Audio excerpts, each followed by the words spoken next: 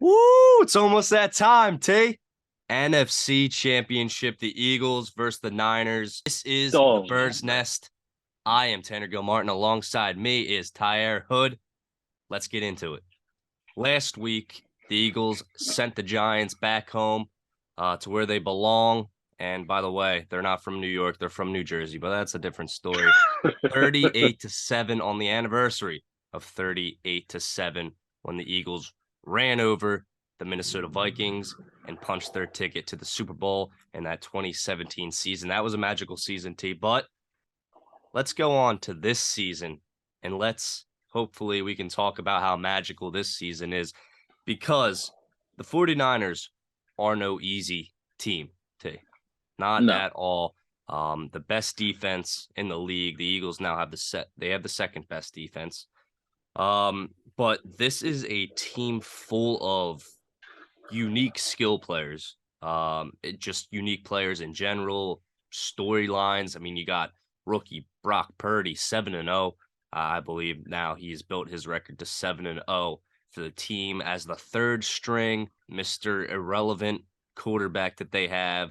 That's a crazy storyline, and it seems like the Eagles are on the opposite side of that storyline where they were in 2017 with Nick Foles. Now they have a quarterback coming in who sort of kind of has a similar story to Nick Foles. Not really, but we'll give it that way. But ignoring the MVP talk, Coach of the Year, the Gannon job hunt, and some recent disgusting quarterback rankings that we've seen on the internet, putting Jalen Hurts as the fourth quarterback left in the playoffs, talent wise. I mean, that's wild to me. But it's something that's been happening the entire season. Jalen Hurts' entire NFL career at this point. But T, not many injuries for the Eagles side of the ball. Limited participants in practice. We don't storylines. We talked about a little bit already with Brock Purdy and the Jalen Hurts sort of, I guess, hate or maybe people undervaluing him as a quarterback. But the Eagles are up against the number one defense. All right. That's going to be a challenge. You got Fred Warner. You got guys that can make a play on defense. Um, Also, can the Eagles continue to thrive in the trenches? That's a big question because this is a team who, since Andy Reid's time here, they've been able to develop through the offensive line, the defensive line. And this season they have three offensive Pro Bowlers on the line, two alternatives. 63 and a half of their 70 sacks come from the defensive linemen. So you're talking Cox, Graham, Reddick, all those guys over there making plays. What do you think is the biggest storyline going into this game? Man, it's probably got to be the quarterback. That's got to be the biggest storyline going into this game. It's got to be the quarterbacks. I know they faced each other in college. It was a shootout game, if I'm not mistaken, and I believe Jalen Hurts was with Alabama at the time, and they won, and Alabama won by 1 point. So it was definitely a shootout, nonetheless. But I think the quarterback story is definitely one to pay attention to because here you have the unknown, seventh round draft pick and Brock Purdy coming in, and he's riding this 11 game. I believe it's 11 games now that he hasn't taken a loss. This San Francisco team hasn't taken a loss, and they're coming in hot. He's got these prolific weapons around him that really helps him, you know, as a passer. It's hard not to have success when you have a Debo Samuel, when you have a Christian McCaffrey, when you have arguably the best tight end in the NFL and George Kittle. I mean, and then that offensive line, they do a pretty good job of run blocking and also protecting him as well. And then Jalen Hurts, as you already know, the disrespect continues with Jalen Hurts. I mean, I believe he is a finalist, one of the two finalists for the NFL MVP award. But continuously, you'll hear, guys like Chris Sims. Yeah, I'm calling them out. Guys like Chris Sims, and then other folk, basically saying that they're still going to take quarterbacks over Jalen Hurts. Me personally, and I'm going to get into it when we get into the strategy of the game and how the Birds can win. This is a game that Jalen Hurts can really silence some haters. That's all I'm going to leave it at that for now. Yeah, every big stage opportunity for Jalen Hurts is a chance to silence those people that doubt him.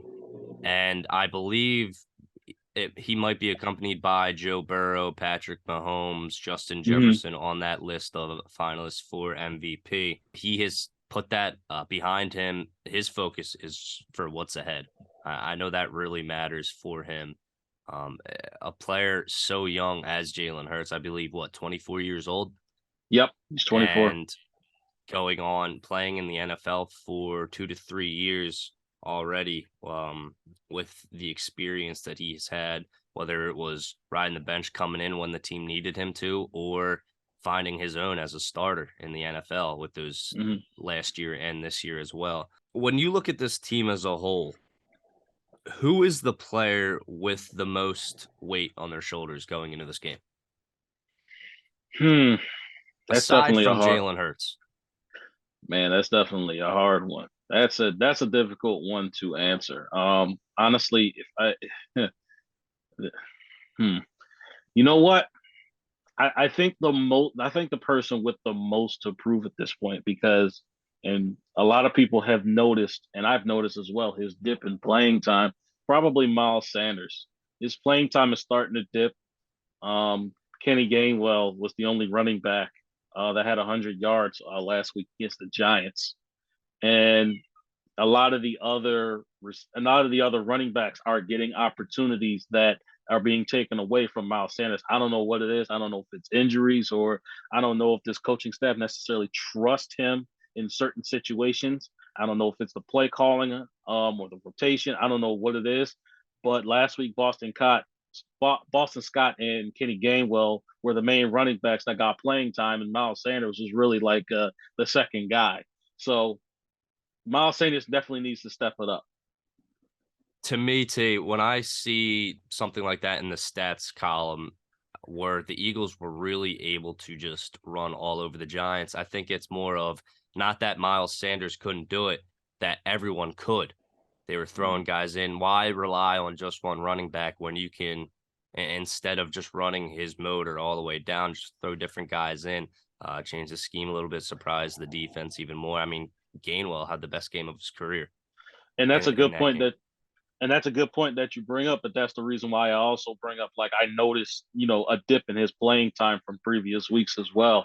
And I don't find that a coincidence that all of a sudden he starts to fumble the ball and now his playing time is being shortened. I don't find that to be a coincidence at all. I don't know if he's not performing in practice. I don't know what it is.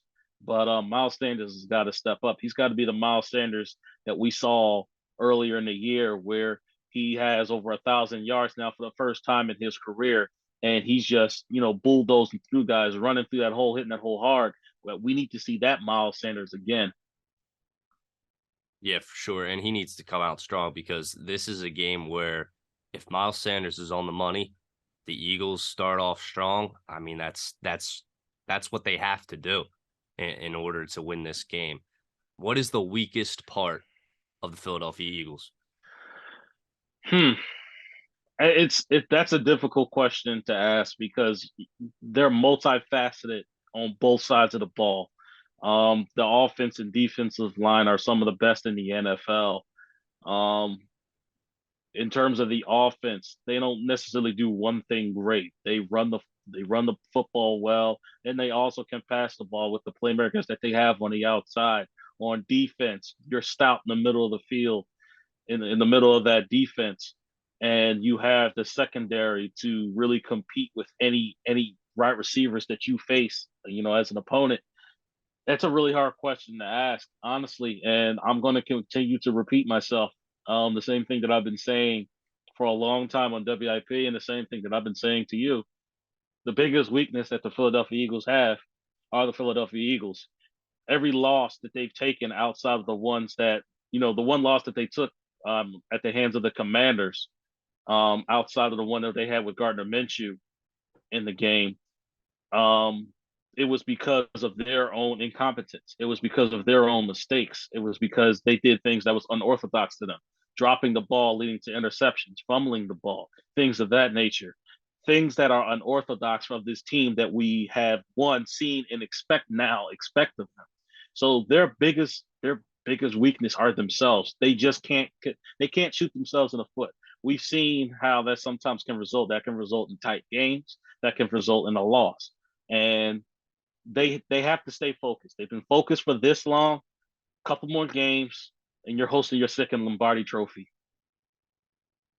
Yeah, that's really the goal here at the end of the day. But to point a finger at least something on this team that to me might be the weakest part of their game and where opposing teams are studying and saying this is something we need to attack. That's the middle of the field, right? The Yes, linebackers. The not weakest part of this. necessarily. I wouldn't even say it's the linebackers. I think it's just the overall run defense that can be exploited as well. Now, I don't think that San Francisco is not going to necessarily stick with it. As you can see, they're a mixed bag as well. They're a very balanced offense as well. They're not going to always stick to the run because the run isn't going to always work. Every once in a while, those big guys up front are going to do their jobs. Every once in a while, a linebacker is going to catch you in the backfield. So they're not going to continuously, run the ball. However, that is a strategy that they are going to go in with primarily due to the fact that they're going to want to protect Brock Purdy because they don't want him to be in obvious passing situations. Him being in obvious passing situations will lead him to getting his ass kicked, getting sacked. And that's the last thing that the San Francisco 49ers want. Yeah, and the Eagles have faced real talented running backs already. I mean, Derrick Henry, you got Tony Pollard, Aaron Jones, Saquon Barkley, those guys that just make it really challenging for the Eagles to stop. But they've been able to, for the most part, they've been able to hold their own against really top running backs. But moving on to what do you want the Eagles to carry over from the Giants game specifically? You saw something in that last game where you're like, if they do that, they're in a good position. Continue to carry on that balanced offense in particular. How they were able to continue to have the Giants on their heels for the most part. If I remember correctly, during the course of the game, there weren't a whole lot of times where they caught themselves and third and long and distance. They didn't catch themselves on a lot of on 3rd and 10, having to convert 3rd and 15s and things of that nature. So continue moving that ball down the field. I don't care if you only pick up 2-3 yards. Just continue picking up those yards. Keep pushing that 49ers defense back. Continue that momentum. Don't put yourself in a 3rd and 10, a 3rd and 15 situation because that's when you're going to have guys like Joey Bosa coming through that line and trying to disrupt the passing. You don't want your team like that. And on defense, man, just continue balling out. I mean, continue rushing, continue hitting that quarterback, continue filling those holes in the run game, continue the dominance in the secondary. I mean, that was a good game that the defense had. I came away very impressed with the defense. How aggressive they were and how they just swarmed to the ball. They knew what the Giants were going to do and they just attacked it. They need to continue with that same mentality. Yeah, exactly. And let me tell you, it was a very nice sitting in front of Giants fans 5 minutes into the game and just having their energy wiped. And it was great. You turn around asking if they were still there. They were sitting there, but their hoods were up, closed, and they were watching on as their favorite team got absolutely crushed against the division rival. Tell I you, mean, I they got to did. ask. I Go mean, ahead. they did at the Minnesota Vikings game call us out and basically said that we want the Philadelphia Eagles. Oh I yeah, mean, they got be they got what careful. they wanted. Be careful what you wish for. Yeah. I got to ask you this before we move on. How are you emotionally right now? Talking about as an Eagles fan, Hmm. putting the bias right there in front of you, because me personally, it's been a fun season, but with every win, and this could just be me, but I'm like, all right, yeah, I'm enjoying it while it's happening, the game, I'm cheering it on. But like 5 minutes after the game's over, I'm like, well, we got that next opponent next week, and I'm getting real nervous already about, who we're playing and stuff like that. I don't know if that's just me expecting something bad to happen as an Eagles fan that I've seen a lot of already. How are you Hmm. feeling? Do you know what I'm talking about? I know exactly what you're talking about, and it's the nature that we grew up with. having being Philadelphia Eagles fans. It's You the more so than me it's because the it's I've the been relatively lucky. yeah, you have actually. I've seen the ups and downs and the good and the bads, but it's the anticipation of something bad happening. And I've been telling everybody that I've talked to, we got to get out of that mentality now. We've got one under our belt. Now we know what it takes to get another Lombardi trophy. We know what it takes to be great. We know what it takes to be the top dog in the NFL. Now we just have to continue with that formula, continue to chase it. Listen, this is a great team overall. This is an excellent team. Nobody expected this team to come this far. We at least expected them to get to the divisional round, but nobody expected this team to be the top team in the NFL. Nobody expected this team to break the franchise record of 14 wins in a season. Nobody expected any of this. So as Eagles fans, we just need to welcome this feeling. Stop being nervous for once. I mean, look, embrace the moment. Whatever happens on Sunday is going to happen. Embrace it. Just be proud of this team, regardless of what goes down. Of course, we want our team to win at the end of the day. We want to win another damn Super Bowl. But at the end of the day, embrace this moment. We have a great team. Stop worrying. Yeah, and it can be a lot of fun leading up to the game too. I mean, we're talking tailgates, parties, going into Xfinity, waiting in that 2.5 hour long line in front of the building. I mean, that's all that's all fun and all. But getting into the matchups, the game, Mhm. the 49ers we have coming to the link. I think one of my top matchups got to be Mailata, Lane Johnson versus Nick Bosa. I mean, this Mhm. is a very talented pass rusher. Very. He likes the speed to power rush. He completely just collapses the pocket and he takes advantage of weaker offensive lines because the Niners had 44 sacks on the season. He had 42% of those sacks. But when I looked at the list of his sacks, his first one was against Braxton Jones, who was a fifth round rookie playing in his first NFL game. The second one was unblocked. He had 19. I'm not going to go through all of them, but a coverage sack. Two of them shouldn't have counted because he tripped quarterback. And the list is just made up of backups. Where 6 backups he got a sack against, 4 were unblocked, 3 were coverage sacks. And that doesn't. I'm not saying Nick Bosa isn't all that, and he's very talented. He is that guy, but he as much of a giant as we kind of have been talking about in the media. I'm not going to say he isn't, but I'm saying look at the list of his sacks. He's been getting away with some easy sacks lately, and the Eagles need to make it hard on him. And those two guys, Mailata and Lane Johnson, are directly responsible for stopping him. So going into what you were saying about the matchup, I mean, look, Bosa is still somebody to fear. Yeah, Matter of fact, that's an excellent job that you brought up some of his sacks and where some of his sack numbers come from. Because a lot of people will bring up sack numbers and not bring up how they got about, how they came about those sacks. So that was a really good job out of you. Nick Bosa is still that guy. All right, he's still the top pass rusher on that team for a reason. You still have to respect him. You still have to fear. You still have to know which side he's lining up on. yeah, Now, no here's doubt. the thing. I don't think he's going to line up too many times against Lane Johnson. Even though Lane Johnson's hurt, we saw Lane Johnson is still the same Lane Johnson. He Lane Johnson continues to just dominate opposing pass rushers. Lane Johnson still hasn't given up a pressure or a sack to an edge rusher for going on 3 years now. Tanner, you know how impressive that is. For 3 years, you have not allowed a defender to sniff your quarterback. That's impressive. Now, do I think Joey Bosa is going to take advantage of Mailata? Yes, because Mailata is still working on how to defend that speed move. So if there's a matchup to be kind of sort of keep your eye on, it's that matchup. But even Mailata has kind of stepped up a little bit, and he's starting to do a pretty good job compared to what he did this season, which I think, was kind of sort of a down year. But Mailata's starting to step up as well. It's going to be a hell of a matchup, but they need to know where Nick Bosa is at all times.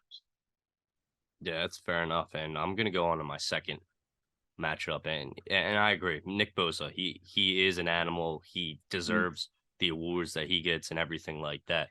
But I just wanted to look more in depth to what he's been doing over the season, statistically. My next matchup, Jonathan Gannon versus Brock Purdy, and maybe add the middle of the field in there as well with against Brock Purdy. But Brock Purdy avoids sacks. I believe he's had 12 in his past 8 games. Mm-hmm. So he gets out of sacks, and that's something that the Eagles are they're good at. They're good at sacking the quarterback. So you're gonna have guys that are hungry to get to him, like Hassan Reddick's probably the most hungry on the line, in my opinion, because he's a Mm-hmm. guy who's been waiting his whole career to be in the playoffs. He got his first game, he killed it. His second game, he's still gonna be. I believe he's been tweeting like, when will it end? When will the drought for him end? Something like that. So those guys on the line are gonna be hungry, and it's gonna be interesting. Brock Purdy. Now they've been downplaying the link, T. The 49ers have been downplaying, the fans have been downplaying, the players, Mm-hmm. the coaches, they've been downplaying how loud the link can get. And hopefully, I'll be there. I'll be there. Mm-hmm. My voice better be sore by the end of the game in a You're good damn in right a, it in will. a good way. Not because I'm Better yelling be. at, what are you doing?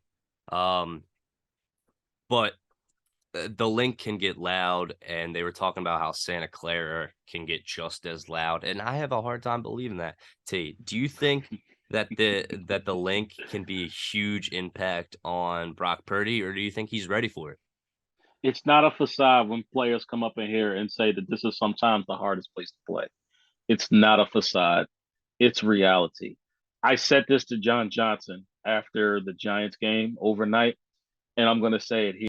Brock Purdy is going to come through hell this week. He has no unearthly idea what he is up against. He has never faced a crowd like the Philadelphia crowd. He has never been in a stadium like the Philadelphia Eagles. That crowd noise is going to affect him. It affects all young players coming into the lane. People downplaying that is just plain silly. It really is. You don't downplay the advantage of home field advantage. You just can't do it. I Brock Purdy and this 49ers team and all the people who are downplaying the connection of the link and the inspiration of the link. Woo! You have no idea what you're going up against. Going into Brock Purdy, like you said, yes, he does do a good job of avoiding sacks. But one of the things that I saw in that Cowboys game, and it's a weakness of his, he tends to move to his left a lot. And when you force him to his left, that accuracy kind of dips a little bit. So I said, okay. You flush him out of the pocket, you force him to his left, he's a little off balance. That's something that teams are going to take advantage of. This is a very smart Philadelphia Eagles defense. And actually, it was kind of sort of one of my matchups as well, was Brock Purdy versus this Eagles defense as a whole. Because Brock Purdy struggled kind of against that Cowboys defense. That Cowboys defense put something on him and put something on tape for us to use and take advantage of against Brock Purdy. I'm not saying that he's this, great. I'm not saying that he's not a great talent, because he is. He's definitely came out a hell of a long way for a third string, seventh round pick rookie. However, with all rookies, there's weaknesses. Kyle Shanahan's a great coach, and he's done an excellent job of covering up those weaknesses. But those weaknesses were exposed. This is why I say that the Philadelphia Eagles defense needs to take the running game out of the element. Take the trick plays from Deebo Samuel out of the element. Stop that run. You force Brock Purdy into passing situations. Now you can tee off from Brock Purdy, because that pressure that he was under against the Cowboys, he did not do a very good job against that pressure.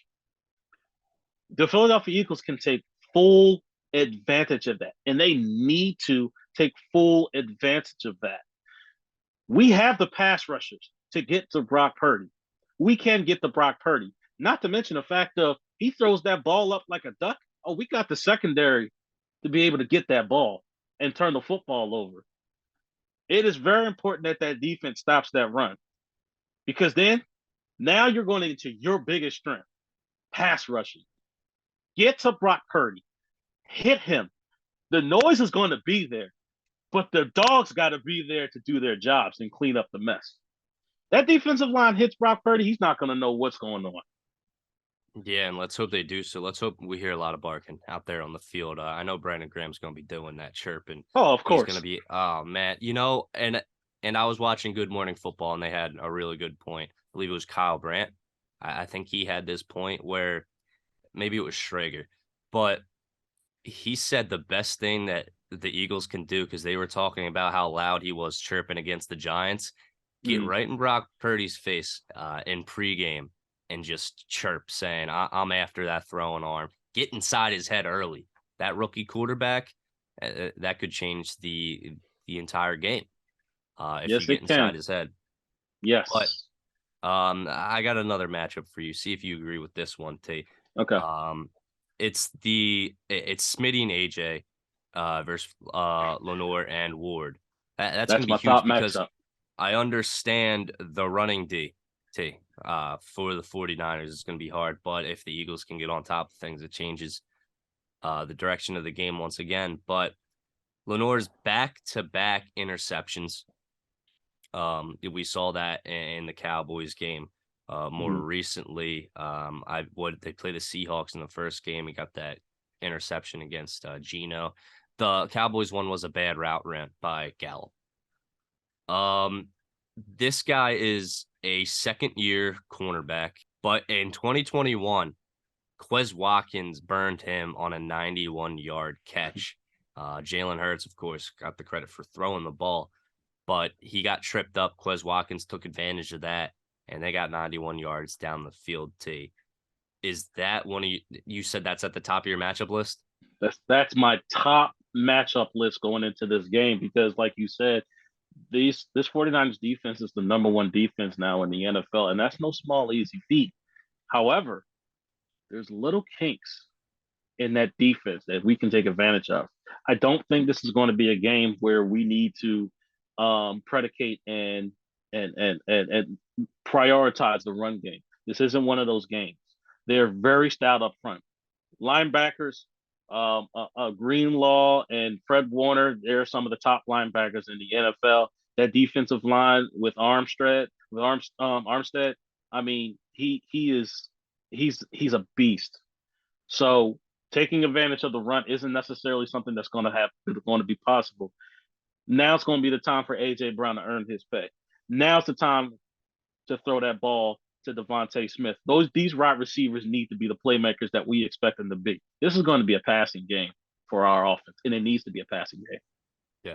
And my last matchup I'm going to bring up, and maybe one of the biggest ones, is the Birds run attack versus the Niners run D. We've talked about it already, but just adding some stats to back it up. The last time the Birds faced a great run defense, that was the Tennessee Titans. And we know how that game turned out. They went to the air and they threw for over 263 yards in the first half.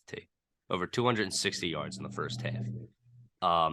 This Niners team is not the Tennessee Titans, No, because if it doesn't work on the ground, you still have to deal with those cornerbacks that we were just talking about. It's not an easy feat. It can't be that easy.